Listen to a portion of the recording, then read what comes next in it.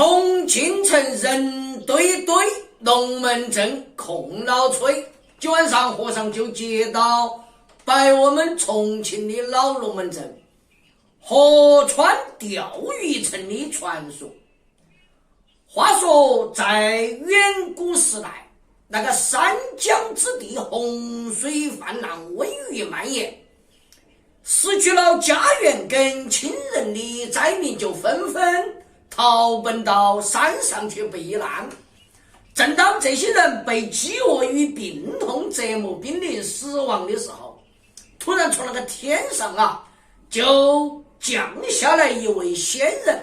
只见他站在那山巅的巨石之上，手拿长长一根钓鱼竿，从那滚滚的洪流中就钓起来无数的鲜鱼。于是那位仙人又用大火将这个鱼整成了一大个香喷喷的鱼汤，然后分给受灾的人们。在他的帮助下，难以忍受的饥饿跟那猖獗一时的瘟疫那下都过去了。成千上万的灾民由此就获得了新生。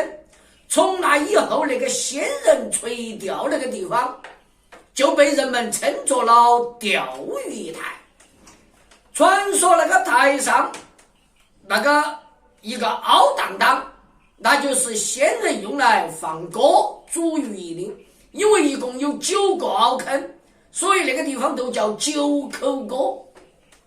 从公元1243年到1279年，南宋的河州军民在守将王坚、张玉的率领下，凭借着钓鱼城的天险，春贼锄屯田野，一耕一食，秋贼运粮运薪，一战一守。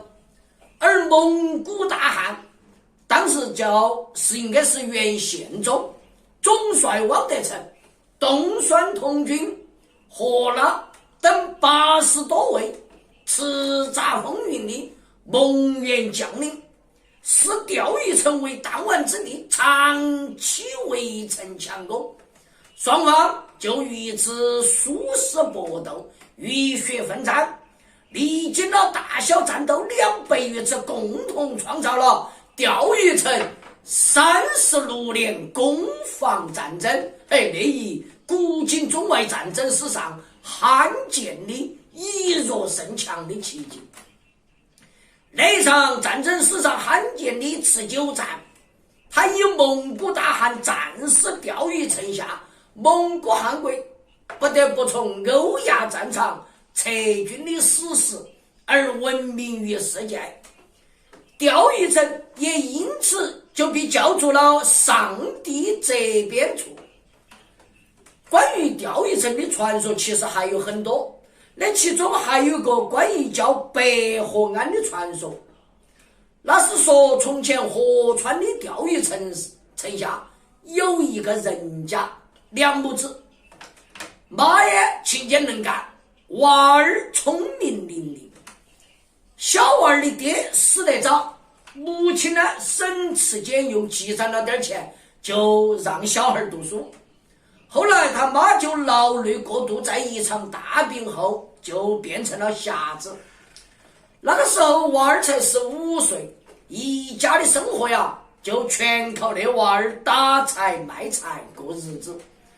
娃儿上山打柴，每一次路过土地庙，都要请求土地菩萨保佑他母亲健康平安，还经常在土地的菩萨面前说：“哎呀，要是我母亲眼睛好就好了啊。”那天晚上，土地菩萨就给他托了个梦，说钓鱼城那个药婴儿上有白鹤蛋，你去取起来煮给你母亲吃了，她眼睛就会好。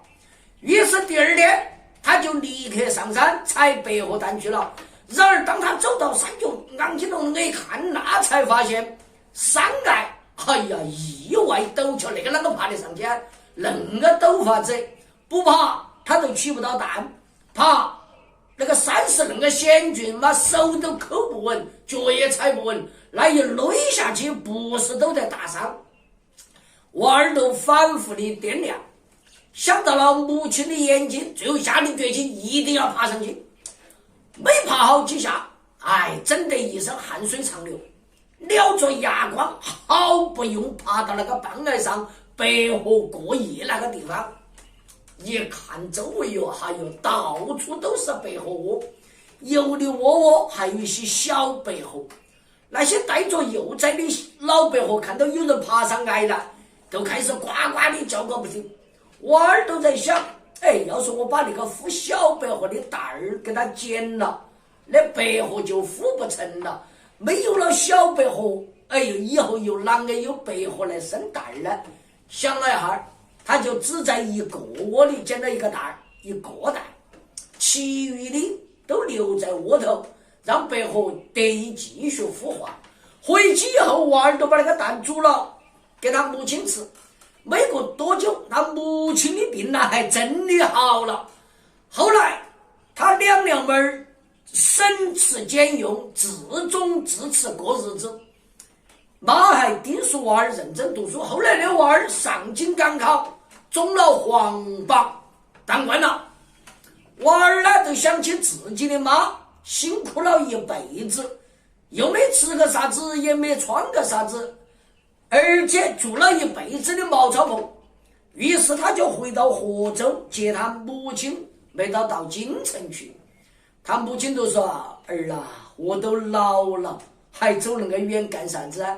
你有今天，那全靠土地跟那个白河。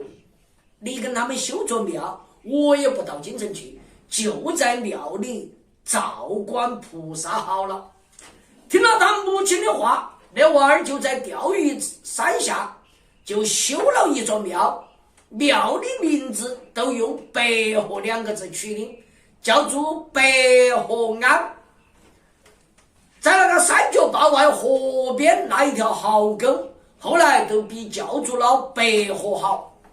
如今你在那个钓鱼城古战场遗址那个西北角1公里左右那个山下，就能看到一座翠竹掩映的破旧院落，大门上张贴那个白纸红字，那个门额上面写的是东渡河安万晓，那几个已经褪色的字，那就是当初的白河庵。